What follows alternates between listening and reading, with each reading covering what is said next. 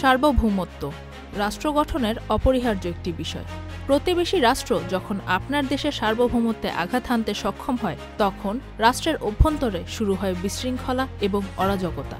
বছরের পর বছর ঠিক এরকম কিছু বিষয় ঘটে যাচ্ছে চীন এবং তাইওয়ানের মাঝে।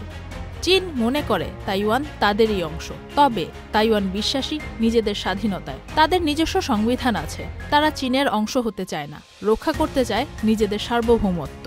চীন তাইওয়ানের এরকম আগুনের মতো উত্তপ্ত সম্পর্কে যেন ঘি ঢেলে দিল যুক্তরাষ্ট্র। সম্প্রতি তাইওয়ানের কাছে নতুন করে 38,50,00,000 নতুন অস্ত্র বিক্রিতে সই করেছে যুক্তরাষ্ট্র। এটি দুই দেশের সামরিক সম্পর্ক গভীর করার সর্বশেষ লক্ষণ। বিষয়টি চীনকে ক্রমাগত অস্থির করে তুলছে। এই বিষয়ে এবার সতর্কতা বার্তা দিল দেশটি। চীনের পররাষ্ট্র মন্ত্রণালয় বলেছে, আনুষ্ঠানিক কূটনৈতিক সম্পর্ক না থাকা সত্ত্বেও যুক্তরাষ্ট্র তাইওয়ানের সবচেয়ে বড় অস্ত্র সরবরাহকারী ও পৃষ্ঠপোষক। মন্ত্রণালয়ের মুখপাত্রের নাম মাও Ning.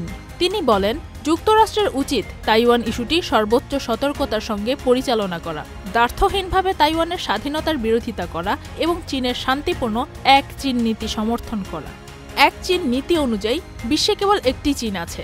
Double million offer, Walton fridge কিনে পেতে পারেন 20 লক্ষ টাকা, রয়েছে কোটি কোটি টাকার নিশ্চিত উপহার।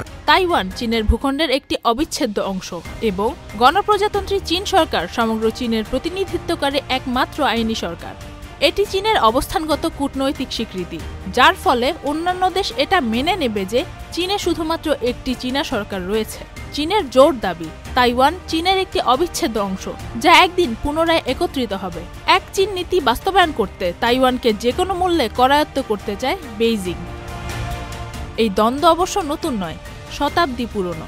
তাইওয়ানের সার্বভৌম রাষ্ট্র হওয়ার লক্ষ্য এবং পরিকল্পনা আপনি কতটুকু সমর্থন করেন তা কমেন্ট বক্সে জানান। Faria Ahmed, channel I.